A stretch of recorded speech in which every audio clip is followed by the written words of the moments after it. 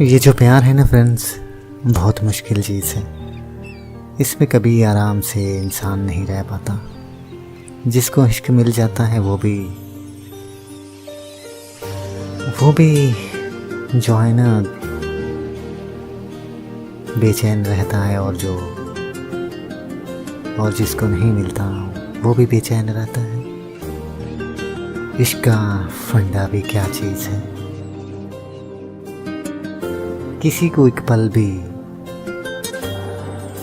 सुकून से रहने नहीं देता। बस उसकी यादें, उसकी बातें, उसका ख्याल सब